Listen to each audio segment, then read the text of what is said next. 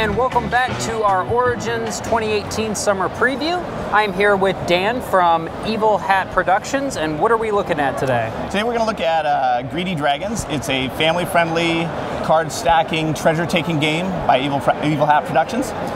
2 to 6 players, about 30 minutes. Really family-friendly, like I said. Tweens, teens, looking to get into gaming. Good gateway game, good filler game. Good kind of game you can bring with you to the bar, the pub. I got a copy in my pocket right now. You can take it wherever you go. Okay. Good filler game when you're waiting for people to show up. So simple, straightforward mechanics here. All right, how does this work? So how it's going to work is you are a dragon in a clutch of dragons, and you've just raided some towns, and you've come back, and now it's time to split up the treasure. But you're dragons, and dragons are greedy, so this isn't going to be an even split. So what you're going to do is at the end of the game, you're going to try to get as many treasure chests as you can, and at the end of the game, you're going to flip those treasure chests over, and they're going to be worth a variety of points. They might be worth 3 points, 1 point, 2 points. They might be worth no points, just a ball of lint. Or if you're lucky, you might get the magic ring. Okay. So, and the scoring at the end of the game, there's enough cards included that you can arrange that however you like. So if you're playing with some kids who are a little younger, you want a little more randomness in there, you can play with that magic ring, a lot of threes, stuff like that. You don't like the randomness so much, you can play with the 1s and 2s. So you just decide that when you set up the deck. Okay. So how do we play this? So how it's going to work is we have a stack of layer cards in the middle, and then each player starts with 2 layer cards in their hand. I can play my layer card on anyone's tableau. Each player, this is a 4-player game setup right here, each player has a tableau in front of them. So I can play this card. It has 2 segments to it. Okay. I can play it on top of or next to any other card in any tableau. So if I were to play it here, this example right here, I add up my treasure first, so this would be -3 treasure, -1 treasure, plus -2 treasures, -3, and then I go to the arrows. So I would lose 3 treasure at the end of the round if this stayed here, and then the player to the left would also lose 3 treasure at the end of the round. So -3 treasure. Okay, so this arrow means you're losing, and this means that player is losing. Exactly. Okay. Yeah. Okay. So it's interesting. Or I could play it here and I lose 3. I don't want to do that, obviously. Right.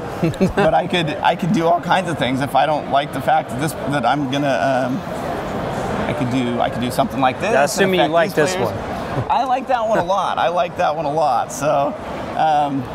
Yeah, I could do something with that if I wanted to as well. If it's ever just arrows, nothing happens. If it's ever just treasure, nothing happens on the tableau. But I can play them anywhere. So if I'm this player over here, I can look and I can see what I might be able to do. I might do this. Now in this example, I have +2 treasure.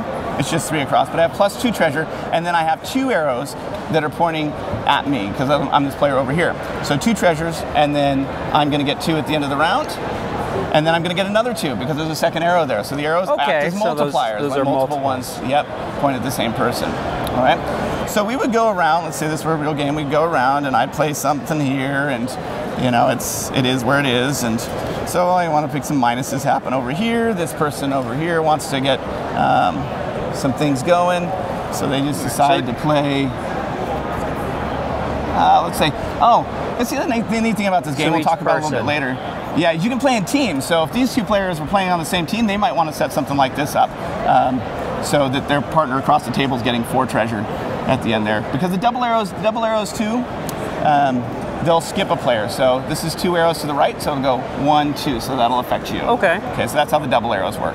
And if there were 2 double arrows there, then obviously it would be a multiplier, and so you get twice the number of treasures there. So we go around once completely, everyone playing one card? Everyone's played 1 card, so when we're each down to 1 card, so we have that simulated here, then we'll resolve the tableaus. In this case right here, this person's going to lose 6, so they started the game with 5, so they're going to lose all 5. You can't go below 0. And then we resolve this tableau right here, and that means that you are going to gain 4. So we get 4 at random. We don't look at any of these cards till the end of the game.